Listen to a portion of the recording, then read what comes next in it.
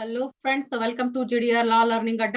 So ಇವತ್ತಿನ ದಿನ ನಾವು ನಿಮ್ಮ ಲಾ ಸಬ್ಜೆಕ್ಟ್ ಅಲ್ಲಿ ಇರುವಂತ ಇನ್ಶೂರೆನ್ಸ್ ಆಕ್ಟ್ ನ ಸಬ್ಜೆಕ್ಟ್ ನ ಸ್ಟಾರ್ಟ್ ಮಾಡ್ತಾ ಇದ್ದೀನಿ. ದ ಇನ್ಶೂರೆನ್ಸ್ ಆಕ್ಟ್ 1938 ಅದ್ರ ಬಗ್ಗೆ ಎಕ್ಸ್ಪ್ಲೇಷನ್ ಸ್ಟಾರ್ಟ್ ಮಾಡ್ತಾನೆ. ಸೊ ಈ ಒಂದು ವಿಡಿಯೋದಲ್ಲಿ ಒಂದು ಇಂಟ್ರೊಡಕ್ಷನ್ ಅನ್ನ ಕೊಡೋಣ. ಇನ್ಶೂರೆನ್ಸ್ ಬಗ್ಗೆ, ಏನು ಇನ್ಶೂರೆನ್ಸ್ ಅಂದ್ರೆ ಏನು, ಮತ್ತೆ ಅದರದ್ದು ನೇಚರ್ ಅಥವಾ ಕ್ಯಾರೆಕ್ಟರಿಸ್ಟಿಕ್ಸ್ ಏನಿದೆ, ಅದ್ರೊಳಗೆ ಎಷ್ಟು ಟೈಪ್ಸ್ ಇದೆ ಅಂತ ಹೇಳಿ ಅದ್ರ ಬಗ್ಗೆ ತಿಳ್ಕೊಳ್ಳೋಣ. ಓಕೆ, ಸೊ ಇದರಲ್ಲಿ ಫಸ್ಟ್ ಪಾಯಿಂಟ್ ಬಂದ್ಬಿಟ್ಟು ನಾವು ನೋಡೋದಾದ್ರೆ, ಇನ್ಶೂರೆನ್ಸ್ ಆಕ್ಟ್ ಯಾವಾಗ ಎನಾಕ್ಟ್ ಆಯ್ತು ಅಂತ ಅಂದ್ರೆ 1938 ಅಲ್ಲಿ, ಇಯರ್ ಆಫ್ 1938, 1938ರಲ್ಲಿ ಎನಾಕ್ಟ್ ಆಯ್ತು. ಅವಾಗ ಇನ್ನು ಬ್ರಿಟಿಷ್ ಇಂಡಿಯಾ ಇತ್ತು.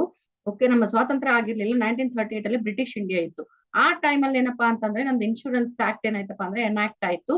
ಓಕೆ, ಸೊ ಇನ್ಶೂರೆನ್ಸ್ ಆಕ್ಟ್ ಅಲ್ಲಿ 120 ಸೆಕ್ಷನ್ಸ್ ಮತ್ತೆ 8 ಶೆಡ್ಯೂಲ್ಸ್ ಇದೆ.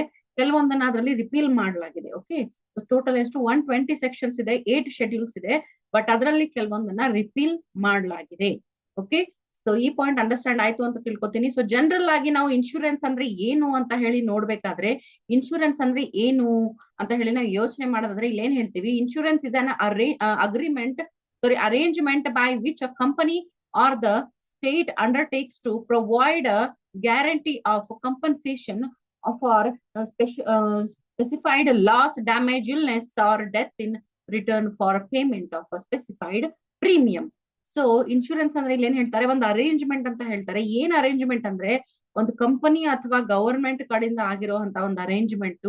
ಏನಂತ ಹೇಳ್ತೀವಪ್ಪ ಅಂದ್ರೆ, ನೀವು ಇಂತಿಂತ ಒಂದು ನಮ್ಗೆ ಪ್ರೀಮಿಯಂ ಅನ್ನ ನೀವು ಕಟ್ತಾ ಬಂದ್ರೆ, ಆ ಪ್ರೀಮಿಯಂಗೆ ಬದಲಾಗಿ ನಾವ್ ಏನ್ ಮಾಡ್ತೀವಪ್ಪ ಅಂದ್ರೆ, ನಿಮ್ಗೆ ಏನಾದ್ರು ತೊಂದರೆ ಆದ್ರೆ, ಒಂದ್ ಸಡನ್ ಏನಾದ್ರು ಡ್ಯಾಮೇಜ್ ಆಯ್ತು, ಅಥವಾ ನಿಮ್ ಹೆಲ್ತ್ ಅಪ್ಸೆಟ್ ಆಯ್ತು, ನೀವು ಹಾಸ್ಪಿಟಲೈಸ್ ಆದ್ರಿ, ಅಥವಾ ನಿಮ್ ಮನೇಲಿ ಏನೋ ಒಂದು ಡೆತ್ ಆಯ್ತು ಅಂತಂದ್ರೆ, ಅವ್ರ ಮೇಲೆ ನೀವು ಆಯಾ ಸಂಬಂಧಪಟ್ಟಂಗೆ ಏನಾದ್ರು ಇನ್ಶೂರೆನ್ಸ್ ಬೈ ಮಾಡಿ ಅದರ ಪ್ರೀಮಿಯಂ ಅನ್ನ ತಿಂಗಳು ತಿಂಗಳು ಅಥವಾ ವರ್ಷ ನೀವೇನಾದ್ರು ಪೇ ಮಾಡ್ತಾ ಇದ್ರೆ, ಅದಕ್ಕೆ ಕಂಪನ್ಸೇಷನ್ ಆಗಿ ನಾವು ದುಡ್ಡನ್ನ ಕೊಡ್ತೀವಿ ಅಂತ ಹೇಳಿ ಅವ್ರು ಏನ್ ಮಾಡ್ತಾರೆ, ಒಂದು ಅರೇಂಜ್ಮೆಂಟ್ ಮಾಡ್ಕೋತಾರೆ ಗ್ಯಾರಂಟಿಯೊಂದಿಗೆ.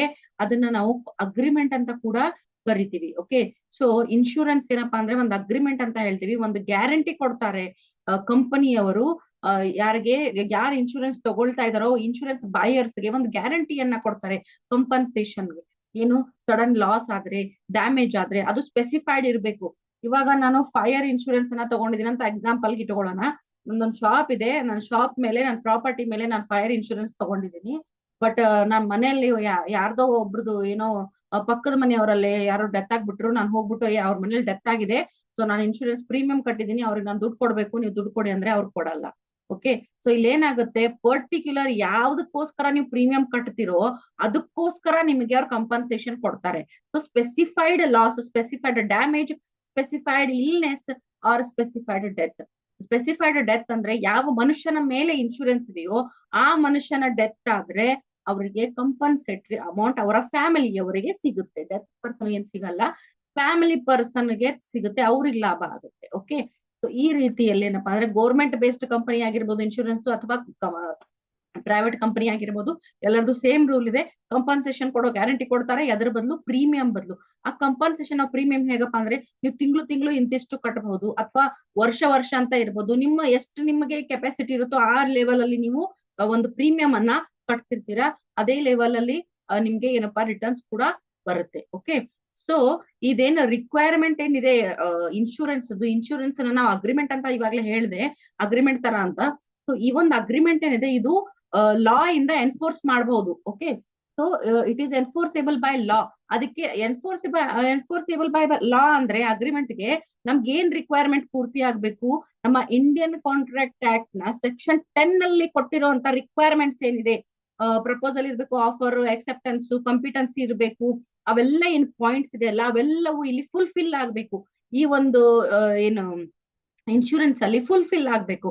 ಅಂದಾಗ ಮಾತ್ರ ಏನಾಗುತ್ತೆ, ಅದೊಂದು ಪ್ರಾಪರ್ ಇನ್ಶೂರೆನ್ಸ್ ಅಂತ ಹೇಳ್ತೀವಿ. ಅದಕ್ಕೆ ಅದನ್ನ ಕಾಂಟ್ರಾಕ್ಟ್ ಆಫ್ ಇನ್ಶೂರೆನ್ಸ್ ಅಥವಾ ಇನ್ಶೂರೆನ್ಸ್ ಕಾಂಟ್ರಾಕ್ಟ್ ಅಂತ ಹೇಳಿ ಕೂಡ ನಾವು ಕರಿತೀವಿ. Okay, so it has to be fulfil the requirement of section 10 of the Indian contract act for valid contract, because the insurance is an agreement which enforceable by law. Okay, so ಇದು ನಿಮ್ಗೆ ಅರ್ಥ ಆಯ್ತು ಅಂತ ಹೇಳ್ತೀರಿ. General concept insurance ಅಂದ್ರೆ ಏನು ಅಂತ ಹೇಳಿ, general concept. Okay, so next point ನೋಡೋಣ, ಇದ್ರ ಡೆಫಿನೇಷನ್ ಏನ್ ಹೇಳ್ತೀವಿ. ಸಿಂಪಲ್ ಒಂದು ಡೆಫಿನೇಷನ್ ಅನ್ನ ಡ್ರಾಫ್ಟ್ ಮಾಡಿದೀನಿ. ಓಕೆ, ಸೊ ಸಿಂಪಲ್ ಡೆಫಿನೇಷನ್ ನೋಡೋಣ. ಇನ್ಶೂರೆನ್ಸ್ ಮೇಲೆ ಏನ್ ನಾವು ಹೇಳ್ಬೋದು. Insurance in its simplest form is a contract where one party ಅಂದ್ರೆ ಯಾರು? ದ ಇನ್ಶೂರರ್ ಅಂದ್ರೆ ಕಂಪನಿಯವರು, ಇನ್ಶೂರೆನ್ಸ್ ಕಂಪನಿಯವರು. Okay, agrees to compensate another party. ಅವ್ರ ಏನ್ ಮಾಡ್ತಾ ಇದಾರೆ? ಅಗ್ರಿ ಮಾಡ್ಕೊಳ್ತಾ ಇದ್ದಾರೆ. ಅದಕ್ಕೆ ಕಂಪನ್ಸೇಷನ್ ಕೊಡೋದಿಕ್ಕೆ, ಕಂಪನ್ಸೇಟ್ ಮಾಡೋದಿಕ್ಕೆ ಅಗ್ರಿ ಮಾಡ್ಕೊಳ್ತಾ ಇದ್ದಾರೆ. ನಷ್ಟ ಪರಿಹಾರ ಮಾಡಿಕೊಡೋದಿಕ್ಕೆ ಅವ್ರೇನ್ ಮಾಡ್ತಾ ಇದಾರೆ? ಒಪ್ಕೊಳ್ತಾ ಇದ್ದಾರೆ. ಯಾರಿಗೆ? The policy holder. Another party ಅಂದ್ರೆ ಯಾರು? Policy holder.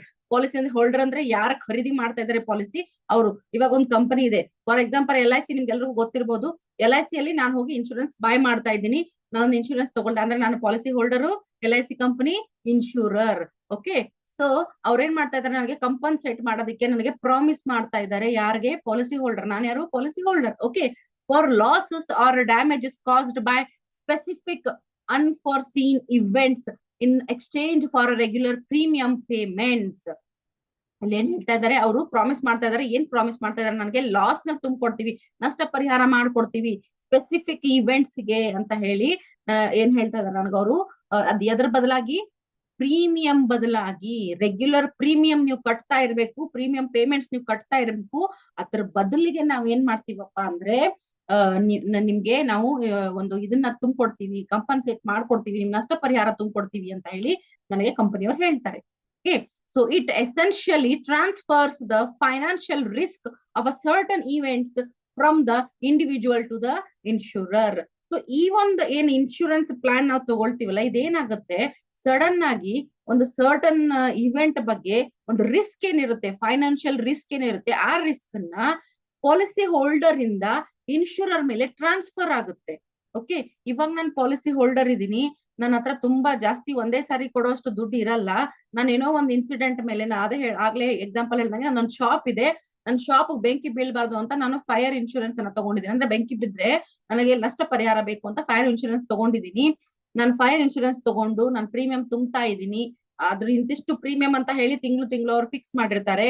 ನಾನು ಆ ಪ್ರೀಮಿಯಂ ತುಂಬ್ತಾ ಇದ್ದೀನಿ. ಆ ಒಂದು ಸರ್ಟನ್ ಟೈಮ್ ಅಲ್ಲಿ ನನ್ನ ಶಾಪ್ಗೆ ಏನಾದ್ರು ಬೆಂಕಿ ಬಿದ್ದುಬಿಟ್ರೆ, ನಷ್ಟ ಆಗ್ಬಿಟ್ರೆ, ಇನ್ಶೂರೆನ್ಸ್ ಕಂಪನಿಯವರು ಒಂದೇ ಸರಿ ಎಷ್ಟು ನಷ್ಟ ಆಗಿರುತ್ತೋ, ನನ್ನ ಪಾಲಿಸಿ ಎಷ್ಟು ತಗೊಂಡಿದ್ದೀನೋ, ಡ್ಯಾಮೇಜ್ ಎಷ್ಟಾಗಿದ್ದೀನೋ ಅದನ್ನ ಲೆಕ್ಕ ಹಾಕಿ ಅವ್ರು ನನಗೆ ಕಂಪನ್ಸೇಷನ್ ಅನ್ನ ಕೊಡ್ತಾರೆ. ಓಕೆ, ಸೊ ಈ ರೀತಿಯಲ್ಲಿ ಏನಪ್ಪಾ ಅಂತಂದ್ರೆ ಇದ್ರ ಡೆಫಿನೇಷನ್ ನಾವು ಸಿಂಪಲ್ ಆಗಿ ಏನ್ ಹೇಳ್ತೀವಿ? Insurance in it simplest form is a contract where one party agrees to compensate another party for loss or damage caused by specific unforeseen events in exchange for regular premium payment. It essentially transfers the financial risk of certain events from the individual to the insurer. Okay, so ಒಂದು point ನೆನ್ಪಿಟ್ಕೊಳ್ಳಿ, exam ಅಲ್ಲಿ easy ಆಗುತ್ತೆ ನಿಮ್ಗೆ answer ಬರೆಯೋದಕ್ಕೆ. Okay, so purpose ಏನಪ್ಪ insurance ಅಂತ ಹೇಳಿ ನಾವು ನೋಡ್ತಾ ಇದೀವಿ. ಇದೇನ್ ಫೈನಾನ್ಷಿಯಲ್ ಅನ್ಸರ್ಟಿನಿಟಿ ಬರುತ್ತೆ, ಎಲ್ರಿಗೂ ಒಂಥರ ಏನಾಗುತ್ತೆ? ಇದು ಸ್ಟ್ರೆಸ್ಫುಲ್ ಆಗಿರುತ್ತೆ. ಎಲ್ಲರ ಹತ್ರನೂ ಇವತ್ತು ಸದ್ಯಕ್ಕೆ ನನಗೆ ಒಂದು 10 ಲಕ್ಷ ಲಾಸ್ ಆಗಿದೆ, 10 ಲಕ್ಷ ತುಂಬಿಕೊಡಕ್ಕೆ ನನ್ನ ಹತ್ರ ದುಡ್ಡು ಇರಲ್ಲ. ಓಕೆ, ಸೊ ಅಷ್ಟು ಕೆಪಬಿಲಿಟಿ ಎಲ್ಲರ ಹತ್ರನೂ ಇರಲ್ಲ. ಸೊ ಆ ಒಂದು ಸಂದರ್ಭದಲ್ಲಿ ಏನಾಗುತ್ತಪ್ಪ ಅಂದ್ರೆ ನನ್ನ ಹತ್ರ ಯಾವಾಗ ನನ್ನ ಹತ್ರ ದುಡ್ಡು ಇರುತ್ತೋ, ನಾನು ತಿಂಗಳು ಪ್ರೀಮಿಯಂ ಕಟ್ಕೊಂತಾ ಹೋಗ್ತಾ ಇದ್ರೆ ನನಗೆ ಏನಾದ್ರು ಲಾಸ್ ಆದಲ್ಲಿ ಇನ್ಶೂರೆನ್ಸ್ ಕಂಪನಿಯವರು ನನಗೆ 10 ಲಕ್ಷ ನನಗೆ ಕಂಪನ್ಸೇಷನ್ ಮಾಡ್ಕೊಡ್ತಾರೆ. ಓಕೆ, ಸೊ ಅದು ಒಂದು ನನಗೆ ಏನಾಗುತ್ತೆ? ಲಾಭ ಆಗುತ್ತೆ. ಸಣ್ಣ ಪುಟ್ಟ, ದೊಡ್ಡದು ಬೇಡ, ಸಣ್ಣ ಪುಟ್ಟ ನೋಡೋಣ. ನಿಮ್ದು ಬೈಕ್ ಏನಾದ್ರು ಇದ್ರೆ ನಾವು 2 ವೀಲರ್ ಮೇಲೆ ಒಂದು ಇನ್ಶೂರೆನ್ಸ್ ತಗೊಂತೀವಿ. ಇನ್ಶೂರೆನ್ಸ್ ತಗೊಂಡು ಇನ್ಶೂರೆನ್ಸ್ ಪಾಲಿಸಿಗೆ ವರ್ಷಕ್ಕೆ ಇಂತಿಷ್ಟು ದುಡ್ಡು ಅಂತ ಹೇಳಿ ನಾವು ತುಂಬ್ತಿರ್ತೀವಿ. ಎಷ್ಟಿರುತ್ತೆ? ಹಾರ್ಡ್ಲಿ 1000, 2000, 3000 ಈ ರೀತಿಯಲ್ಲಿ ದುಡ್ಡು ಇರುತ್ತೆ ಇನ್ಶೂರೆನ್ಸ್. ಸೊ ನಾವು ಅಷ್ಟು ತುಂಬಿರ್ತೀವಿ. ಈ ಒಂದು ವರ್ಷದ ಟೈಮ್ ಪೀರಿಯಡ್ ಅಲ್ಲಿ ನಮ್ ಬೈಕ್ ಏನಾದ್ರು ಆಕ್ಸಿಡೆಂಟ್ ಆಗ್ಬಿಟ್ರೆ, ನಮ್ ಬೈಕ್ ಏನಾದ್ರು ಡ್ಯಾಮೇಜ್ ಆಗ್ಬಿಟ್ರೆ, ಆಕ್ಸಿಡೆಂಟ್ ಆಗಿ ಡ್ಯಾಮೇಜ್ ಆಗಿ ಏನೋ ಹ್ಯಾಂಡಲ್ ಮುರಿದೋಯ್ತು, ಸೈಡ್ ಲೈಟ್ ಮುರಿದೋಯ್ತು, ಅಥವಾ ಮತ್ತೇನೋ ಡ್ಯಾಮೇಜ್ ಆಯ್ತು, ಬೈಕ್ ಬಾಡಿಗೆ ಏನಾದ್ರು ಡ್ಯಾಮೇಜ್ ಆಯ್ತು ಅಂದ್ರೆ ಇನ್ಶೂರೆನ್ಸ್ ಕಂಪನಿಯಲ್ಲಿ ಹೋಗಿ ನಾವು ಅದನ್ನ ಕ್ಲೇಮ್ ಮಾಡ್ಕೋಬಹುದು. ಸೊ ಇದೊಂದ್ ಏನಪ್ಪಾ ಅಂತಂದ್ರೆ ಇದು ನಮ್ಗೆ ಏನ್ ಅನ್ಸರ್ಟನ್ ಪ್ರಾಬ್ಲಮ್ಸ್ ಏನ್ ಬರುತ್ತೆ, ಆ ಒಂದು ಪ್ರಾಬ್ಲಮ್ಸ್ ಇಂದ, ಲಾಸ್ ಇಂದ ನಮ್ಮನ್ನ ಹೊರ ತೆಗಿಯೋದಿಕ್ಕೆ ಇದೊಂದು ಏಮ್ ಇಟ್ಕೊಂಡಿದೆ. ಏನು? ಇನ್ಶೂರೆನ್ಸ್ ಅನ್ನೋದು ಇದ್ರೊಂದು ಏಮ್ ಇಟ್ಕೊಂಡಿದೆ. ಓಕೆ, ಸೊ ಯಾಕಂದ್ರೆ ಇವಾಗ ಬೈಕ್ ಇರೋ ಪ್ರತಿಯೊಬ್ಬರಿಗೂ ಒಂದೇ ಸಾರಿ ಏನಾದ್ರು ಬೈಕ್ ಬಿದ್ಬಿಟ್ಟು ಡ್ಯಾಮೇಜ್ ಆಗ್ಬಿಟ್ರೆ ಒಂದ್ 10,000, 20,000, 30,000 ಬಿಲ್ ಆಗ್ಬಿಟ್ರೆ ಎಲ್ಲರ ಹತ್ರನೂ ಕೆಪಾಸಿಟಿ ಇರೋದಿಲ್ಲ. ಒಂದೇ ಸಾರಿ 30,000 ಕಟ್ಟೋಷ್ಟು ಕೆಪಾಸಿಟಿ ಎಲ್ಲರ ಹತ್ರನೂ ಇರೋದಿಲ್ಲ. ಓಕೆ, ಸೊ ಅದಕ್ಕೋಸ್ಕರ ಇದೇನಾಗುತ್ತಪ್ಪ ಅಂದ್ರೆ ಹೆಲ್ಪ್ ಆಗುತ್ತೆ. ಸೊ ಪರ್ಪಸ್ ಆಫ್ ಇನ್ಶೂರೆನ್ಸ್ ಏನು ಅಂತ ನಿಮ್ಗೆ ಗೊತ್ತಾಯ್ತು ಅಂತ ಅನ್ಕೋತಾ ಇದೀನಿ. ಸ್ಟೇಟ್ಮೆಂಟ್ ನೋಡೋಣ ಏನಿದೆ. Its aim is to reduce financial uncertainty and make accidental loss manageable. It does this substituting payment of a small non-fee and insurance premium to a professional insurer in exchange for the assumption of the risk, a large loss, and a promise to pay in the event of such a loss. Okay, so ನಾನು ನಿಮ್ಗೆ ಹೇಳ್ದೆ ಅವಾಗಲೇ explain ಮಾಡಿದೆ, ಅದೇ ರೀತಿಯಲ್ಲಿ ಒಂದು bike example ತಗೊಂಡು ಹೇಳ್ದೆ, ಅದೇ ರೀತಿ ನನ್ನ ಬೈಕಿಗೆ ಏನಾದ್ರು ಆಗ್ಬಿಟ್ರೆ ಅನ್ನೋ ಒಂದು ಸಂದೇಶದಲ್ಲಿ ನಾನು ಏನ್ ಮಾಡಿದೆ, ಸಂದೇಹದಲ್ಲಿ ನಾನು ಏನ್ ಮಾಡಿರ್ತೀನಿ, ಒಂದು ಪಾಲಿಸಿಯನ್ನು ತಗೊಂಡಿರ್ತೀನಿ, ನನ್ನ ಬೈಕ್ ಏನು ಡ್ಯಾಮೇಜ್ ಆಗ್ಬಿಟ್ರೆ ಇನ್ಶೂರೆನ್ಸ್ ಕಂಪನಿಯಿಂದ ಕ್ಲೇಮ್ ಮಾಡ್ಕೋತೀನಿ. ಓಕೆ, ಸೊ ಇದು ಏನಪ್ಪಾ ಅಂತಂದ್ರೆ ಒಂದು ಲಾಸ್ ಅನ್ನ ಟ್ರಾನ್ಸ್ಫರ್ ಮಾಡೋದು, ರಿಸ್ಕ್ ಟ್ರಾನ್ಸ್ಫರ್ ಮಾಡೋದು, ಮತ್ತೆ ಅನ್ಸರ್ಟನಿಟಿ ಏನಿರುತ್ತೆ, ಫೈನಾನ್ಷಿಯಲ್ ಬರ್ಡನ್ ಏನ್ ಬರುತ್ತೆ ಜನರ ಮೇಲೆ, ಅದನ್ನ ಕಡಿಮೆ ಮಾಡೋದಿಕ್ಕೆ ಏನಪ್ಪಾ ಅಂದ್ರೆ ಇದೊಂದು ಪರ್ಪಸ್ ಅನ್ನ ಇಟ್ಕೊಂಡಿದೆ. ಯಾವುದು? ಇನ್ಶೂರೆನ್ಸ್ ಅನ್ನೋದೊಂದು ಪರ್ಪಸ್ ಅನ್ನ ಇಟ್ಕೊಂಡಿದೆ. ಓಕೆ, ಸೊ ನೆಕ್ಸ್ಟ್ ನೋಡೋಣ, nature or characteristics of insurance ಅಂತ ಹೇಳ್ತೀವಿ. ಇದ್ರಲ್ಲಿ ಏನೇನ್ ಇರ್ಬೇಕು ಅಂತ ಹೇಳಿ, ಇದ್ರ ಸ್ವಭಾವ, ಇದೇನ್ ಕ್ಯಾರೆಕ್ಟರಿಸ್ಟಿಕ್ಸ್ ಇದೆ ಅಥವಾ ನೇಚರ್ ಏನಿದೆ, ಇದ್ರಲ್ಲಿ ಫಸ್ಟ್ ಪಾಯಿಂಟ್ ಬಂದು ಅಟ್ಮೋಸ್ಟ್ ಗುಡ್ ಫೇತ್ ಇರಬೇಕು. ಅಟ್ಮೋಸ್ಟ್ ಗುಡ್ ಫೇತ್ ಅಂದ್ರೆ ಏನಪ್ಪಾ ಅಂತ ಇಲ್ಲಿ ನೋಡೋಣ. ಅಟ್ಮೋಸ್ಟ್ ಗುಡ್ ಫೇತ್ ಅಂದ್ರೆ ಇಬ್ಬರಿಗೂ, ಇನ್ಶೂರರ್ಗೂ, ಇನ್ಶೂರೆನ್ಸ್ ಹೋಲ್ಡರ್ಗೂ, ಪಾಲಿಸಿ ಹೋಲ್ಡರ್ಗೂ ಕೂಡ, ಇನ್ಶೂರ್ಡ್ ಪರ್ಸನ್ಗೂ ಕೂಡ ಏನಪ್ಪಾ ಅಂದ್ರೆ ಒಳ್ಳೆ ಇದು ಇರಬೇಕು, ಬುದ್ಧಿ ಇರಬೇಕು. ನಾವೊಂದು ಕಾಂಟ್ರಾಕ್ಟ್ ಅಲ್ಲಿ ಬರ್ತಾ ಇದೀವಿ ಅಂದ್ರೆ ಎಲ್ಲ ಒಂದು ಟರ್ಮ್ಸ್ ಅಂಡ್ ಕಂಡೀಷನ್ಸ್ ಅನ್ನ, ಅಥವಾ ಏನು ಪ್ರಾಬ್ಲಮ್ಸ್ ಇದೆ, ಪ್ರಾಬ್ಲಮ್ ಇಲ್ಲ, ಏನು ಸರೌಂಡಿಂಗ್ಸ್ ಇದೆ, ಎಲ್ಲವನ್ನ ನಾವ್ ಏನ್ ಮಾಡ್ಬೇಕಪ್ಪ ಅಂತಂದ್ರೆ ನಾವು ಡಿಸ್ಕ್ಲೋಸ್ ಮಾಡ್ಬೇಕು. ಈಗ ಇನ್ಶೂರೆನ್ಸ್ ಪಾಲಿಸಿದು, ಇನ್ಶೂರೆನ್ಸ್ ಕಂಪನಿದ ಏನೋ ಒಂದು ಟರ್ಮ್ ಅಂಡ್ ಕಂಡೀಷನ್ ಇರುತ್ತೆ. ಆ ಒಂದು ಟರ್ಮ್ ಅಂಡ್ ಕಂಡೀಷನ್ ಅನ್ನ ಇನ್ಶೂರೆನ್ಸ್ ಕಂಪನಿ ಇನ್ಶೂರ್ಡ್ ಪರ್ಸನ್ ಗೆ ಕರೆಕ್ಟ್ ಆಗಿ ಎಕ್ಸ್ಪ್ಲೇನ್ ಮಾಡ್ಬೇಕು. ಓಕೆ, ಈ ರೀತಿ ನಮ್ದು ಟರ್ಮ್ಸ್ ಅಂಡ್ ಕಂಡೀಷನ್ಸ್ ಇದೆ ನಮ್ಮ ಕಂಪನಿದು, ನೀವು ನೋಡ್ಕೊಳ್ಳಿ ಅಂತ ಅವ್ರಿಗೆ ಹೇಳ್ಬೇಕು. ಅದೇ ರೀತಿ ಇನ್ಶೂರ್ಡ್ ಪರ್ಸನ್ ಇನ್ಶೂರೆನ್ಸ್ ಪಾಲಿಸಿನ ಬೈ ಮಾಡ್ತಾ ಇದ್ದಾರೆ, ಅವ್ರು ಕೂಡ ಯಾವುದ್ರ ಮೇಲೆ ಇನ್ಶೂರೆನ್ಸ್ ತಗೊಳ್ತಾ ಇದ್ದಾರೆ. ಫಾರ್ ಎಕ್ಸಾಂಪಲ್, ನಾನು ಅವಾಗಲೇ ಹೇಳಿದ ಒಂದು ಶಾಪ್ ಇದೆ, ಒಂದು ಬಟ್ಟೆ ಅಂಗಡಿ ಇದೆ ಅಂತ ಅನ್ಕೊಳ್ಳೋಣ. ನನ್ನ ಬಟ್ಟೆ ಅಂಗಡಿ ಇದೆ, ಸೊ ಫೈರ್ ಆಕ್ಸಿಡೆಂಟ್ ಆಗೋ ಚಾನ್ಸಸ್ ಜಾಸ್ತಿ ಇದೆ, ಬಟ್ಟೆ ಅಂಗಡಿ ಅಲ್ವಾ. ಸೊ ಬಟ್ಟೆ ಅಂಗಡಿ ಇದ್ಬಿಟ್ಟು ಬೆಂಕಿ ಹತ್ಕೊಳ್ಳೋ ಚಾನ್ಸಸ್ ಜಾಸ್ತಿ ಇರುತ್ತೆ. ಬೆಂಕಿ ಹತ್ಕೊಂಡ್ಬಿಟ್ರೆ ಬಟ್ಟೆಗಳೆಲ್ಲ ಹಾಳಾಗಿ ಹೋಗುತ್ತೆ, ಸುಟ್ಟೋಗುತ್ತೆ. ಸೊ ಆ ಒಂದು ಹೆದರಿಕೆಯಲ್ಲಿ ಆಗಬಹುದು ಅನ್ನೋ ಸಂದೇಹದಲ್ಲಿ ನಾನು ಏನ್ ಮಾಡ್ತಾ ಇದ್ದೀನಿ, ಫೈರ್ ಇನ್ಶೂರೆನ್ಸ್ ಅನ್ನ ತಗೊಳ್ತಾ ಇದ್ದೀನಿ.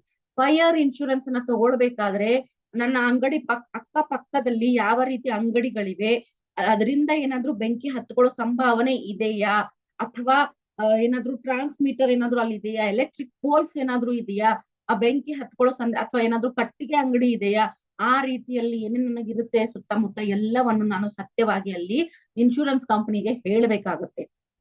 ಯಾಕಂದ್ರೆ ಅವ್ರು ನನಗೆ ಏನ್ ಮಾಡ್ತಾ ಇದ್ದಾರೆ, ಕಂಪನ್ಸೇಟ್ ಮಾಡಿ ಕೊಡುವುದಕ್ಕೆ ರೆಡಿ ಇರ್ತಾರೆ. So compensation utmost good faith ಅಂತಾನೆ ಇದಕ್ಕೆ ಹೇಳೋದು. ನಾವು ಸತ್ಯನೇ ಹೇಳ್ಬೇಕಲ್ಲಿ, ಎಲ್ಲ ಡಿಸ್ಕ್ಲೋಸ್ ಮಾಡ್ಬೇಕು.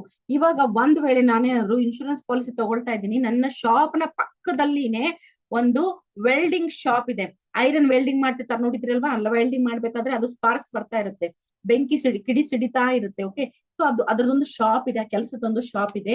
ನಾನು ಅದನ್ನ ಇನ್ಶೂರೆನ್ಸ್ ಕಂಪನಿಯವ್ರಿಗೆ ಹೇಳೋದಿಲ್ಲ. ಓಕೆ, ಸೊ ನಾನು ಹಾಗೆ ಇನ್ಶೂರೆನ್ಸ್ ಪಾಲಿಸಿನ ಬೈ ಮಾಡ್ತೀನಿ.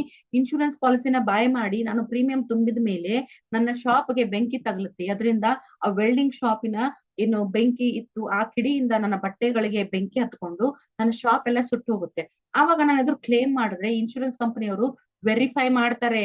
ವೆರಿಫೈ ಮಾಡಿ ಅಲ್ಲೇನಾದ್ರೂ ಅವ್ರಿಗೆ ಗುರ್ತಾಗಿ ಈ ಒಂದು ಸತ್ಯವನ್ನ ನಾನು ಮುಂಚೆ ಹೇಳಿರ್ಲಿಲ್ಲ, ಡಿಸ್ಕ್ಲೋಸ್ ಮಾಡಿರ್ಲಿಲ್ಲ ಅನ್ನೋದವ್ರಿಗೆ ಕನ್ಫರ್ಮ್ ಆದ್ರೆ, ನಾನು ಬೇಕಂತಾನೆ ಮುಚ್ಚಿಟ್ಟಿದ್ದೆ ಅನ್ನೋದವ್ರಿಗೆ ಕನ್ಫರ್ಮ್ ಆಗುತ್ತೆ.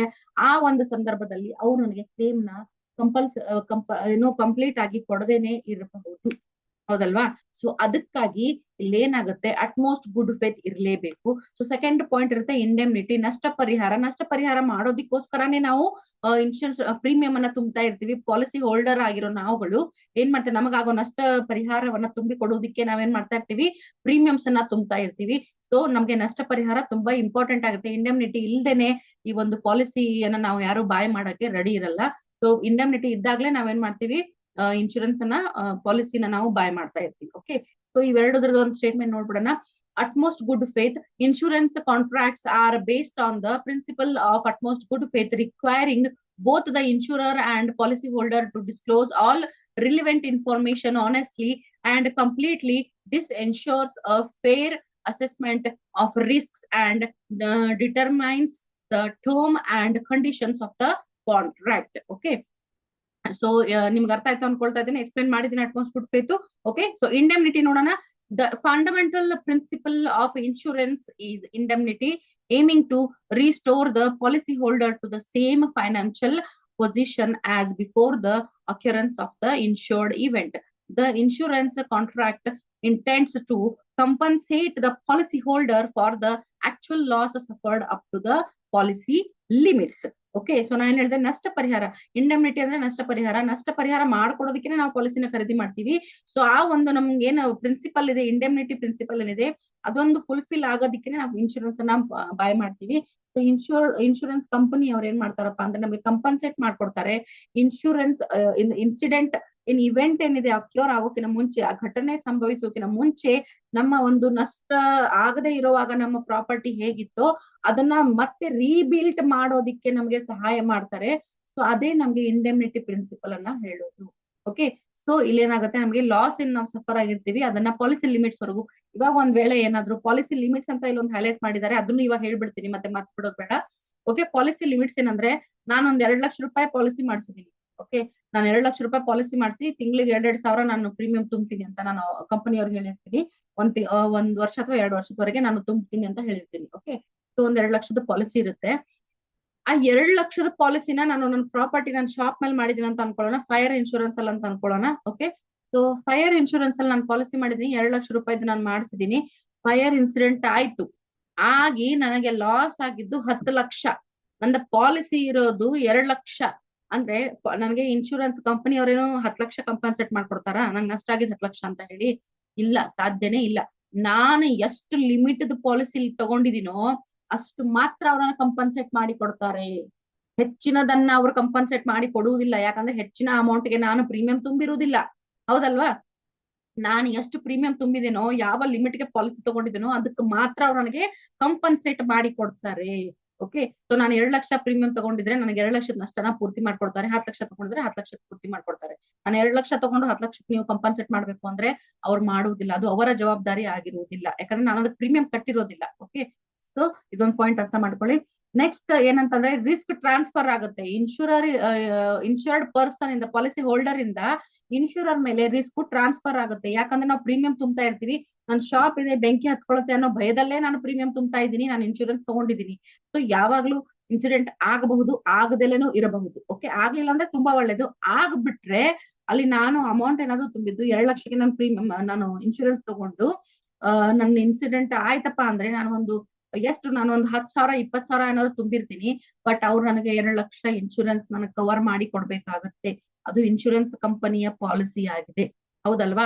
ನಾನು ಕಟ್ಟಿರೋ ದುಡ್ಡು ಎಷ್ಟೇ ಆಗಿರಲಿ, ನಾನು ಪಾಲಿಸಿ ತಗೊಂಡಿದ್ದೀನಿ, ಅದಾದ್ಮೇಲೆ ಏನಾದ್ರು ಇನ್ಸಿಡೆಂಟ್ ಆಯ್ತಪ್ಪ ಅಂದ್ರೆ ನನಗೆ ಅವರು ಕಂಪನ್ಸೇಟ್ ಮಾಡಿ ಕೊಡಬೇಕು. ಪಾಲಿಸಿ ಲಿಮಿಟ್ ವರೆಗೂ ಆದ್ರೂ ಅವ್ರು ನನಗೆ ಕಂಪನ್ಸೇಟ್ ಮಾಡಿ ಕೊಡಬೇಕಾಗುತ್ತೆ, ಹೌದಲ್ವಾ? ಸೊ ಅದಕ್ಕೆ ಇದೇನಾಗುತ್ತೆ, ರಿಸ್ಕ್ ಟ್ರಾನ್ಸ್ಫರ್ ಆಗುತ್ತೆ. ಸೊ ಇದನ್ನೇನ್ ಹೇಳ್ತೀವಿ, insurance contract involve the transfer of risk from the policy holder to the insurer by paying of premiums.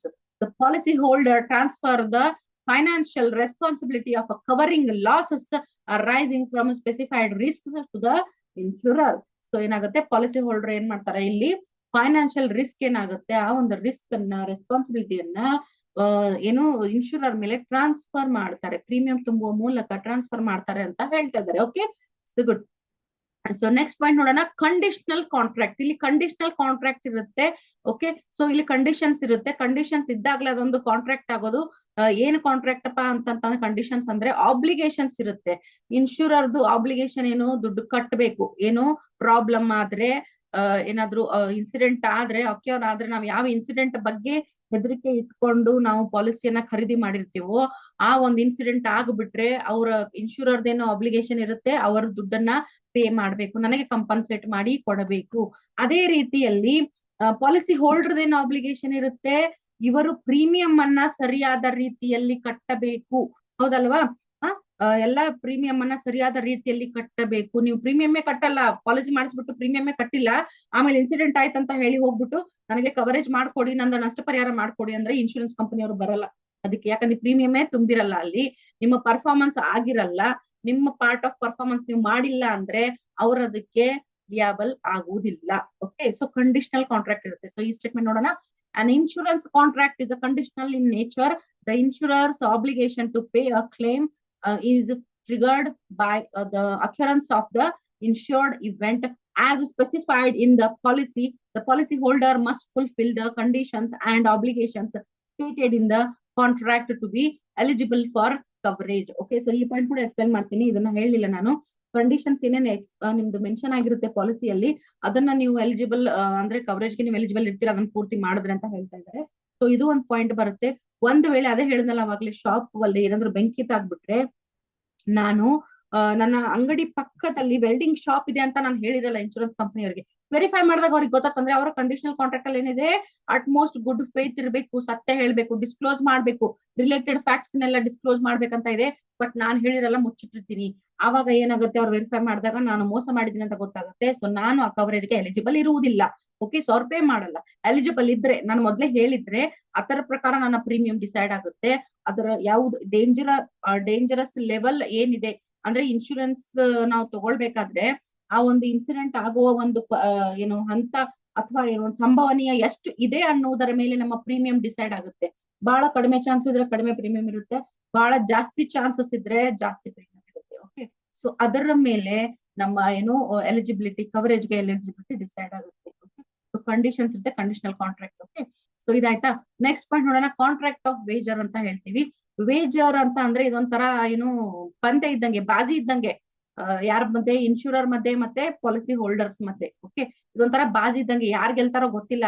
ಅವ್ರು ಕಾಂಟ್ರಾಕ್ಟ್ ಮಾಡ್ಕೊಂಡ್ರು ನಮ್ ಜೊತೆಗೆ, ಅವ್ರು ಕ್ಲೇಮ್ ಮಾಡ್ಕೊಡ್ತೀನಿ ಅಂತ ಹೇಳಿದ್ರು, ನಾನು ಪ್ರೀಮಿಯಂ ಕಟ್ತಾ ಇದ್ದೀನಿ, ನಾವಿಬ್ರು ಆಟ ಆಡ್ತಾ ಇದೀವಿ, ಬಟ್ ಆ ಆಟದಲ್ಲಿ ಯಾರು ಗೆಲ್ತಾರೋ ಗೊತ್ತಿಲ್ಲ. ಒಂದ್ ವೇಳೆ ನಾನು 1 ವರ್ಷಕ್ಕೆ ಪಾಲಿಸಿ ಮಾಡಿದೀನಿ ಫೈರ್ ಇನ್ಶೂರೆನ್ಸ್ ಶಾಪ್ದು, ಆ 1 ವರ್ಷದವರೆಗೂ ನಾನು ಏನು ಫೈರ್ ಇನ್ಸಿಡೆಂಟ್ ಆಗ್ಲಿಲ್ಲ ನನ್ನ ಶಾಪ್ಗೆ ಅಂದ್ರೆ, ನಾನು ತುಂಬಿರೋ ಪ್ರೀಮಿಯಂ ಎಲ್ಲ ಇನ್ಶೂರೆನ್ಸ್ ಕಂಪನಿಯವ್ರಿಗೆ ಲಾಭ. ಅವ್ರು ಗೆದ್ದು ಬಿಟ್ರ. ಒಂದ್ ವೇಳೆ ನಾನು 2-3 ಪ್ರೀಮಿಯಂ ಮಾತ್ರ ಕಂತು ತುಂಬಿದೀನಿ, ಅಷ್ಟ್ರಲ್ಲೇ ನನ್ನ ಶಾಪ್ ಏನಾದ್ರು ಫೈರ್ ಆಕ್ಸಿಡೆಂಟ್ ಆಯ್ತಂದ್ರೆ, ಅಲ್ಲೇನಾದ್ರು ನಷ್ಟ ಆಯ್ತಂದ್ರೆ, ಅವರು ಪಾಲಿಸಿ ಲಿಮಿಟ್ ವರೆಗೂ ನನಗೆ ಕಂಪನ್ಸೇಟ್ ಮಾಡಿ ಕೊಡಬೇಕು. ಅಂದ್ರೆ ನಾನ್ ಗೆದ್ದೆ, ಅಂದ್ರೆ ನನಗೆ ಲಾಭ ಬಂತು. ಏನ್ ಲಾಭ ಬಂತು, ನಂಗೆ ಆಗಿರೋ ನಷ್ಟವನ್ನ ಅವರು ವಾಪಸ್ ನನಗೆ ತುಂಬಿ ಕೊಟ್ರು, ರೀಬಿಲ್ಟ್ ಮಾಡೋದಕ್ಕೆ ನನಗೆ ಹೆಲ್ಪ್ ಮಾಡ್ತಾರೆ. ಹಾಗೆ ಸೊ ಕಾಂಟ್ರಾಕ್ಟ್ ಆಫ್ ವೇಜರ್ ಅಂತ ಹೇಳ್ತೀವಿ. ಸೊ ಒಂಥರ ಪಂದ್ಯ ಇದ್ದಂಗೆ ಇದು. ಓಕೆ, ಒಂದು ಬಾಜಿ ಇದ್ದಂಗೆ, ಯಾರು ಗೆಲ್ತಾರೋ ಗೊತ್ತಿಲ್ಲ. ಸೊ ಇದ್ರ ಸ್ಟೇಟ್ಮೆಂಟ್ ಏನ್ ನೋಡೋಣ. In an insurance contract, the insured transfer the risk of potential loss to the insurer in exchange of for the premium wagering agreement. The parties premium in a wagering agreement, the parties agree to transfer the risk of an uncertain event to one another, with the outcome determining who wins or who loss. Okay, so ನಾಗ್ಲೇ ಹೇಳ್ದಂಗೆ ಪಂದ್ಯ ಅಂದ್ಮೇಲೆ ಯಾರು ಗೆಲ್ತಾರೋ ಯಾರು ಸೋಲ್ತಾರೋ ಗೊತ್ತಿಲ್ಲ. ಒಂದ್ ವೇಳೆ premium ನಾನು ಕಟ್ಟದೆ ಏನು ಇನ್ಸಿಡೆಂಟ್ ಆಗೇ ಇಲ್ಲ ಅಂದ್ರೆ, ಅದು ಕಂಪನಿಯವರಿಗೆ ಲಾಭ, ಅವ್ರು ಗೆದ್ದು ಬೀಳ್ತಾರೆ, ಅವ್ರಿಗೆ ಲಾಭ ಆಯ್ತು. ಒಂದ್ ವೇಳೆ ಇನ್ಸಿಡೆಂಟ್ ಆಗ್ಬಿಟ್ರೆ, ನಾನು 1-2 ಪ್ರೀಮಿಯಂ ಕಟ್ಟಿರ್ತೀನಿ, ಇನ್ಸಿಡೆಂಟ್ ಏನಾದ್ರು ಆಗ್ಬಿಟ್ರೆ ಕಂಪನಿಯವ್ರಿಗೆ ನಷ್ಟ, ಅವ್ರು ನನಗ್ ಲಾಭ ಮಾಡ್ಕೊಡ್ತಾರೆ. ಯಾಕಂದ್ರೆ ನನಗೆ ರೀಬಿಲ್ಟ್ ಮಾಡಕ್ ಅವ್ರು ಹೆಲ್ಪ್ ಮಾಡ್ತಾರೆ. ಯಾಕಂದ್ರೆ ನಾನು ಅವ್ರ ಕಂಪನಿಯಲ್ಲಿ ಪ್ರೀಮಿಯಂ ತುಂಬಿರ್ತೀನಿ, ಮತ್ತೆ ನಾನು ಇನ್ಶೂರೆನ್ಸ್ ಪಾಲಿಸಿಯನ್ನ ಬೈ ಮಾಡಿರ್ತೀನಿ. ಸೊ ಅವರು ಅದಕ್ಕೆ ಲೀಗಲಿ ಲಿಯಾಬಲ್ ಆಗಿರ್ತಾರೆ. ಕಂಪಲ್ಸರಿ ಅವ್ರು ನನಗೆ ಏನ್ ಮಾಡ್ಬೇಕಪ್ಪ ಅಂದ್ರೆ ಕಂಪನ್ಸೇಟ್ ಮಾಡಿ ಕೊಡ್ಬೇಕಾಗತ್ತೆ. ಸೊ ಕಾಂಟ್ರಾಕ್ಟ್ ಆಫ್ ವೇಜರ್ ಅಂತ ಹೇಳಿ ಈ ಸ್ಟೇಟ್ಮೆಂಟ್ ಹೇಳ್ತೀವಿ. ಇನ್ನೊಂದೇನು, ಎಲಿಟರಿ ಕಾಂಟ್ರಾಕ್ಟ್ ಅಥವಾ ಸ್ಪೆಕ್ಯುಲೇಷನ್ಸ್ ಅಂತ ಹೇಳ್ತೀವಿ. ಸ್ಪೆಕ್ಯುಲೇಷನ್ ಏನಪ್ಪಾ ಅಂದ್ರೆ ಊಹಾಪೋಹ, ಯಾವಾಗ ಆಗುತ್ತೋ ಏನಾಗುತ್ತೋ ಗೊತ್ತಿಲ್ಲ. ಆ ಒಂದು ಸರ್ಟನ್ ಇವೆಂಟ್ ಬಗ್ಗೆ ಇವಾಗ ಕೆಲವೊಬ್ರು ಲೈಫ್ ಇನ್ಶೂರೆನ್ಸ್ ತಗೊಂಡಿರ್ತಾರೆ, ಹೌದಾ. ಲೈಫ್ ಇನ್ಶೂರೆನ್ಸ್ ಅಲ್ಲಿ ಅವರು ಇನ್ಶೂರೆನ್ಸ್ ಪ್ರೀಮಿಯಂ ನ ತುಂಬಿ ಇನ್ಶೂರೆನ್ಸ್ ಪಾಲಿಸಿಯನ್ನು ಟೈಮ್ ಲಿಮಿಟ್ ಇರುತ್ತೆ, ಆ ಲಿಮಿಟ್ ಮುಗಿಯೋವರೆಗೂ ಆ ವ್ಯಕ್ತಿ ಬದುಕಿದ್ರೆ ಅವ್ರಿಗೆ ಲಾಭ.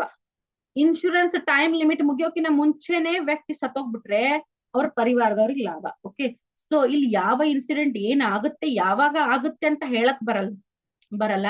ಅಂತ ಒಂದು ಇವೆಂಟ್ಗಳು, ಅಂತ ಒಂದು ಇದ್ರ ಬಗ್ಗೆ ಊಹಾಪೋಹ, ಈ ರೀತಿ ಆಗಬಹುದೇನೋ, ಆ ವ್ಯಕ್ತಿ ಸಾವಾಗಬಹುದೇನೋ, ಅಥವಾ ಅಂಗಡಿಗೆ ಬೆಂಕಿ ಬೀಳಬಹುದೇನೋ, ಅಥವಾ ನನ್ನ ಬೈಕಿಗೆ ಆಕ್ಸಿಡೆಂಟ್ ಆಗಬಹುದೇನೋ ಅನ್ನೋ ಒಂದು ಊಹಾಪೋಹದಲ್ಲಿ ನಾವೇನ್ ಮಾಡ್ತೀವಿ, ಇನ್ಶೂರೆನ್ಸ್ ಅನ್ನ ಖರೀದಿ ಮಾಡ್ತೀವಿ. ಓಕೆ, ಸೊ ಅದಕ್ಕೆ ಈ ಸ್ಟೇಟ್ಮೆಂಟ್ ಇದೆ, speculation. An elitary contract is a type of agreement where the fulfillment of obligations depends on the occurrence of an uncertain event outside the control of the parties involved. Okay, so ಇಲ್ಲಿ ಏನ್ ಹೇಳ್ತಾರೆ, parties control ಹೊರಗಡೆ ಅಂದ್ರೆ ನಮ್ control ಅಲ್ಲೇ ಇರಲ್ಲ ಅದು incident ಆಗೋದು. ಈಗ ಯಾರ್ದಾದ್ರು ಸಾವು ನಮ್ ಕೈಯಲ್ಲಿ ಇರುತ್ತಾ, ಅಥವಾ ಬೈಕ್ ಆಕ್ಸಿಡೆಂಟ್ ಆಗಬೇಕು ಆಗಬಾರ್ದು ಅನ್ನೋದು ನಮ್ ಕೈಯಲ್ಲಿ ಇರುತ್ತೆ. ಅಕಸ್ಮಾತ್ ಆಗಿ ಆಗ್ಬಿಡುತ್ತೆ, ಏನ್ ಮಾಡಕ್ ಆಗಲ್ಲ. ಯಾರು ಬೈಕ್ ತಗೊಂಡ್ ಹೋಗ್ಬೇಕಾದ್ರೆ ಆಕ್ಸಿಡೆಂಟ್ ಆಗಬೇಕು ಅಂತ ಹೇಳಿ ಹೋಗಲ್ಲ, ಅಕಸ್ಮಾತ್ ಆಗಿ ಆಗಿಬಿಡುತ್ತೆ. ಓಕೆ, ಸೊ ಆ ರೀತಿ ಒಂದು ಇನ್ಸಿಡೆಂಟ್ ಆಗಿರ್ಬೋದು. ಬೆಂಕಿ, ಅಂಗಡಿಗೆ ಬೆಂಕಿ ಬೀಳ್ತಾ ಇದೆ ಅಂದ್ರೆ, ಬೆಂಕಿ ನಾನು ಅಂಗಡಿಗೆ ಬೀಳ್ಲಿ ಮುದ್ದಮಂತ ಯಾರು ಬೇಕಂತಾನೆ ಮಾಡೋದಿಲ್ಲ. ಓಕೆ, ಬೆಂಕಿ ಬಿದ್ದುಬಿಟ್ರೆ ತುಂಬಾ ನಷ್ಟ ಆಗಿರುತ್ತೆ, ಮತ್ತೆ ರೀಬಿಲ್ಟ್ ಮಾಡ್ಕೊಳ್ಳೋದು, ಅಲ್ಲಿವರೆಗೂ ಜನ ಬರಲ್ಲ ಅಂಗಡಿಗೆ, ಮತ್ತೆ ಅದೆಲ್ಲ ಲಾಸ್ ಆಗುತ್ತೆ, ಅದೆಲ್ಲ ಬೇರೆ ಮತ್ತೆ ವಿಚಾರ. ಓಕೆ, ಸೊ ಇದೆಲ್ಲ ಏನಿದೆ ರೀಬಿಲ್ಟ್, ಇನ್ಶೂರೆನ್ಸ್ ಕಂಪನಿಯವರು ಅಂಗಡಿಗೆ ಬೆಂಕಿ ಬಿದ್ದುಬಿಟ್ರೆ ಅದನ್ನ ರೀಬಿಲ್ಟ್ ಮಾಡಕ್ಕೆ ನಿಮ್ಗೆ ದುಡ್ಡು ಕೊಡ್ತಾರೆ ಹೊರತು, ಇನ್ಶೂರೆನ್ಸ್ ಪಾಲಿಸಿನ ಕ್ಲೇಮ್ ಮಾಡ್ಕೊಡ್ತಾರೆ ಹೊರತು, ಆ ಒಂದು ಕ್ಲೇಮ್ ಆಗೋವರೆಗೂ ನಿಮ್ಮ ಅಂಗಡಿ ರೀಬಿಲ್ಟ್ ಆಗೋವರೆಗೂ ಏನೋ ಟೈಮ್ ಪೀರಿಯಡ್ ಇದೆ. 1 ತಿಂಗಳು 2 ತಿಂಗಳು 3 ತಿಂಗಳು ಶಾಪ್ ನ ಮುಚ್ಚಿಬಿಡ್ತಿರಲ್ಲ, ಆ ಒಂದು ಟೈಮ್ ಪೀರಿಯಡ್ ಅಲ್ಲಿ ನಿಮ್ಮ ಕ್ಲೈಂಟ್ಸ್ ಏನ್ ಬರ್ತಾರೆ, ನಿಮ್ಮ ಶಾಪ್ಗೆ ಜನ ಏನ್ ಬರ್ತಾರೆ ಅಂಗಡಿಗೆ, ನಿಮ್ಮ ಖರೀದಿದಾರರು, ಅದು ಏನು ನಿಮಗ್ ನಷ್ಟ ಆಗುತ್ತೋ ಅದನ್ನ ತುಂಬಿ ಕೊಡುವುದಿಲ್ಲ, ಹೌದಲ್ವಾ? ಸೊ ಯಾರ ಕಂಟ್ರೋಲ್ ಅಲ್ಲೂ ಇರುವುದಿಲ್ಲ ಇವೆಂಟ್ಸ್. ಏನಾಗುತ್ತೆ ಅಂಗಡಿಗೆ ಬೆಂಕಿ ಬೀಳೋದು ಯಾವಾಗ ಬೀಳುತ್ತೆ ನಮ್ ಕೈಯಲ್ಲಿ ಇರಲ್ಲ, ಏನಾಗುತ್ತೆ ಗೊತ್ತಿರಲ್ಲ, ಗಾಡಿ ಆಕ್ಸಿಡೆಂಟ್ ನಮ್ ಕೈಯಲ್ಲಿರಲ್ಲ, ಯಾರು ಸಾವು ನಮ್ ಕೈಯಲ್ಲಿರಲ್ಲ, ಯಾರಿಗೂ ಹುಷಾರಿಲ್ಲ ಅದು ನಮ್ ಕೈಯಲ್ಲಿರಲ್ಲ. ಓಕೆ, ಸೊ ಇದ್ರೇನಾಗಿದೆ, ಔಟ್ ಆಫ್ ಕಂಟ್ರೋಲ್ ಅಂತ ಹೇಳ್ತೀವಿ. ಓಕೆ, ನಾವು outside the control of the parties involved ಅಂತ ಹೇಳ್ತೀವಿ, ಆ ಒಂದು ಸರ್ಟನ್ ಇವೆಂಟ್ಸ್ ಆಗಿರ್ಬೋದು. So this event often referred to as a fortuitous event determines whether one or both parties must perform their contractual duties. Essentially, the outcome is based on chance or risk, making the exchange of value unequal and potentially unpredictable. Okay, so ಇಲ್ಲೇನ್ ಹೇಳ್ತಾರೆ, ನೀವು ಇಬ್ರು parties ಏನಿದೆ ನಿಮ್ಮ duties ನ ನೀವು correct ಆಗಿ ಮಾಡ್ಬೇಕು, ಈಕ್ವಲ್ ಆಗಿ ಮಾಡ್ಬೇಕು. ನಿಮ್ಮ ಕಾಂಟ್ರಾಕ್ಚುಯಲ್ ಡ್ಯೂಟೀಸ್ ಏನಿದೆ, ಪ್ರೀಮಿಯಂ ಕಂಪನಿಯವ್ರದ್ದು ಏನ್ ಡ್ಯೂಟಿ ಇದೆ, ಇನ್ಸಿಡೆಂಟ್ ಆಗ್ಬಿಟ್ರೆ ನಷ್ಟ ಪರಿಹಾರ ಮಾಡ್ಕೊಡ್ಬೇಕು, ಅವ್ರದ್ದು ಇನ್ಶೂರೆನ್ಸ್ ಕಂಪನಿಯದ್ದು ಡ್ಯೂಟಿ. ನಮ್ದು ಪ್ರೀಮಿಯಂ ನಾವು ಕರೆಕ್ಟ್ ಟೈಮ್ ಟು ಟೈಮ್ ಕಟ್ತಾ ಇರ್ಬೇಕು, ಅದು ನಮ್ಮ ಡ್ಯೂಟಿ. ಓಕೆ, ಸೊ ಈ ಒಂದು ಡ್ಯೂಟೀಸ್ ನಾವು ಕರೆಕ್ಟ್ ಆಗಿ ಮಾಡ್ಕೊಂಡು ಹೋಗ್ತಾ ಇದ್ರೆ ಏನಾಗುತ್ತಪ್ಪ ಅಂದ್ರೆ, ಅನ್ಸರ್ಟನ್ ಥಿಂಗ್ಸ್ ಅಲ್ಲಿ, ಅನ್ಸರ್ಟನ್ ಟೈಮ್ ಅಲ್ಲಿ ಏನಾದ್ರು ಇನ್ಸಿಡೆಂಟ್ ಆಗ್ಬಿಟ್ರೆ ಅದಕ್ಕೆ ಏನಾಗುತ್ತೆ, ನಮಗೆ ಕಂಪನ್ಸೇಷನ್ ಸಿಗುತ್ತೆ. ಸೊ ಈ ಒಂದು ಇನ್ಶೂರೆನ್ಸ್ ಅನ್ನ ನಾವು ಊಹಾಪೋಹದ ಒಂದು ಕಾಂಟ್ರಾಕ್ಟ್ ಅಂತ ಕೂಡ ನಾವು ಹೇಳಬಹುದು. ಓಕೆ, ಸ್ಪೆಕ್ಯುಲೇಷನ್ಸ್ ಅಂತ ಹೇಳ್ತೀವಿ. ಸೊ ನೆಕ್ಸ್ಟ್ ನಾವು ನೋಡ್ತಾ ಇದೀವಿ, ಕಾಂಟ್ರಾಕ್ಟ್ ಅಲ್ಲಿ ಟೈಪ್ಸ್ ಆಫ್ ಇನ್ಶೂರೆನ್ಸ್ ಬರುತ್ತೆ. ಸೊ ಇನ್ಶೂರೆನ್ಸ್ ಅಲ್ಲಿ ಟೈಪ್ಸ್ ಆಫ್ ಇನ್ಶೂರೆನ್ಸ್ ಬರುತ್ತೆ. ಸೊ ಈ ಟೈಪ್ಸ್ ಆಫ್ ಇನ್ಶೂರೆನ್ಸ್ ಅಲ್ಲಿ ಮುಖ್ಯವಾಗಿ ಬರೋದು ಲೈಫ್ ಇನ್ಶೂರೆನ್ಸ್, ಜನರಲ್ ಇನ್ಶೂರೆನ್ಸ್, ರೀ ಇನ್ಶೂರೆನ್ಸ್. ಹೌದಾ? ಲೈಫ್ ಇನ್ಶೂರೆನ್ಸ್ ಅಲ್ಲಿ ಮತ್ತೆ ಬೇರೆ ಬೇರೆ ಟೈಪ್ಸ್ ಇದೆ, ಜನರಲ್ ಇನ್ಶೂರೆನ್ಸ್ ಅಲ್ಲಿ ಮತ್ತೆ ಬೇರೆ ಬೇರೆ ಟೈಪ್ಸ್ ಇದೆ. ಓಕೆ, ಸೊ ಟೈಪ್ಸ್ ಗಳನ್ನ ನೋಡೋಣ. ಸೊ ಇಲ್ಲಿವರೆಗೂ ನಾವೇನ್ ನೋಡಿದ್ವಿ, ಇನ್ಶೂರೆನ್ಸ್ ಬಗ್ಗೆ ಇಂಟ್ರೊಡಕ್ಷನ್ ನೋಡಿದ್ವಿ. ಇನ್ಶೂರೆನ್ಸ್ ಅಂದ್ರೆ ಏನು, ಹೇಗಿರುತ್ತೆ, ಅದರ ನೇಚರ್ ಅಥವಾ ಕ್ಯಾರೆಕ್ಟರಿಸ್ಟಿಕ್ಸ್ ಹೇಗಿದೆ ಅಂತ ಅದನ್ನೆಲ್ಲ ನೋಡ್ಕೊಂಡ್ ಬಂದ್ವಿ.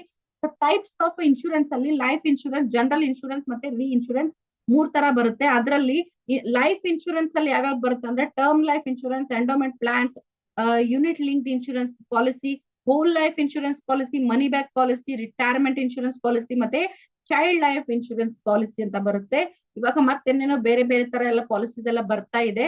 ಓಕೆ, ಸೊ ಮುಖ್ಯವಾಗಿ ಬರೋದು ಇದು ಲೈಫ್ ಇನ್ಶೂರೆನ್ಸ್ ಅಲ್ಲಿ ಇಷ್ಟು ಟೈಪ್ಸ್ ಇವಾಗ ಸದ್ಯಕ್ಕೆ ಬರ್ತಾ ಇದೆ. ಓಕೆ, ಸೊ ಇದನ್ನ ನಾವು ಲೈಫ್ ಇನ್ಶೂರೆನ್ಸ್ ಟೈಪ್ಸ್ ನೋಡಬಹುದು.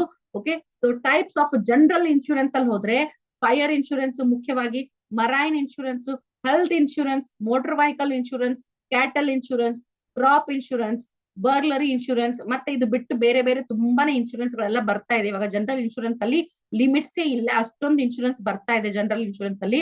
ಓಕೆ, ಸೊ ಮತ್ತೆ ಔತ್ರಗಳಲ್ಲಿ ಮತ್ತೆ ಬೇರೆ ಬೇರೆ ಡಿವಿಷನ್ಸ್ ಇದೆ. ಫಾರ್ ಎಕ್ಸಾಂಪಲ್, ಈ ಮರೈನ್ ಇನ್ಶೂರೆನ್ಸ್ ಅಲ್ಲಿ ನೋಡಬಹುದು, ಶಿಪ್ ಆರ್ ಹೋಲ್ ಇನ್ಶೂರೆನ್ಸ್ ಅಂತ ಹೇಳ್ತೀವಿ, ಕಾರ್ಗೋ ಇನ್ಶೂರೆನ್ಸ್ ಹೇಳ್ತೀವಿ, ಫ್ರೈಟ್ ಇನ್ಶೂರೆನ್ಸ್ ಅಂತ ಹೇಳ್ತೀವಿ. ಓಕೆ, ಸೊ ಇಷ್ಟು ಟೈಪ್ಸ್ ಬರುತ್ತೆ. ಸೊ ಈ ಒಂದು ಟೈಪ್ಸ್ ಗಳನ್ನ ನೆಕ್ಸ್ಟ್ ವಿಡಿಯೋದಲ್ಲಿ ನಾನು ನಿಮಗೆ ಅರ್ಥ ಮಾಡಿಸ್ತೀನಿ, ಅದಕ್ಕೆ ಎಕ್ಸ್ಪ್ಲೇನ್ ಮಾಡ್ತೀನಿ. ಅದಕ್ಕೋಸ್ಕರ ಒಂದು ಬೇರೆ ವಿಡಿಯೋ ರೆಡಿ ಮಾಡ್ತೀನಿ. Okay, so type of insurance ಗೆ ಬೇರೆ ಒಂದು ವಿಡಿಯೋ ಮಾಡ್ತೀನಿ, ಯಾಕಂದ್ರೆ ತುಂಬಾ ಎಕ್ಸ್ಪ್ಲೇಷನ್ ಆಗುತ್ತೆ, ಒಂದೇ ವಿಡಿಯೋದಲ್ಲಿ ಜಾಸ್ತಿ ಕೇಳಕ್ ಆಗಲ್ಲ. ಸೊ ಅದಕ್ಕೋಸ್ಕರ ಒಂದು ಬೇರೆ ವಿಡಿಯೋ ಮಾಡಿ ಆದಷ್ಟು ಬೇಗ ಅಪ್ಲೋಡ್ ಮಾಡ್ತೀನಿ.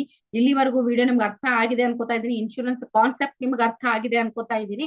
ಏನಾದ್ರೂ ಡೌಟ್ಸ್ ಇದ್ರೆ ಕಮೆಂಟ್ ಮೂಲಕ ನೀವು ನನಗೆ ಕೇಳಬಹುದು. ನೆಕ್ಸ್ಟ್ ವಿಡಿಯೋದಲ್ಲಿ ನಿಮ್ಗೆ ಡೌಟ್ಸ್ ಅನ್ನ ಕ್ಲಿಯರ್ ಮಾಡ್ತೀನಿ. ಓಕೆ, ಸೊ ಮತ್ತೇನಾದ್ರೂ ಇನ್ಫಾರ್ಮೇಶನ್ ಇದ್ರೆ ನಿಮ್ಗೆ ಬೇಕಿದ್ರೆ ನನಗೆ ಕಮೆಂಟ್ ಮೂಲಕ ತಿಳಿಸಿ. ಯಾರ್ಯಾರು ಚಾನಲ್ ಸಬ್ಸ್ಕ್ರೈಬ್ ಮಾಡಿಲ್ಲ, ಸಬ್ಸ್ಕ್ರೈಬ್ ಮಾಡಿ, ವಿಡಿಯೋನ ಲೈಕ್ ಮಾಡಿ, ಶೇರ್ ಮಾಡಿ, ಸಪೋರ್ಟ್ ಮಾಡ್ತಾ ಇರಿ. ಮತ್ತೆ ನೆಕ್ಸ್ಟ್ ಒಂದು ವಿಡಿಯೋದಲ್ಲಿ ಮತ್ತೆ ಭೇಟಿ ಆಗೋಣ. ಅಲ್ಲಿವರೆಗೂ have a nice day. Bye bye.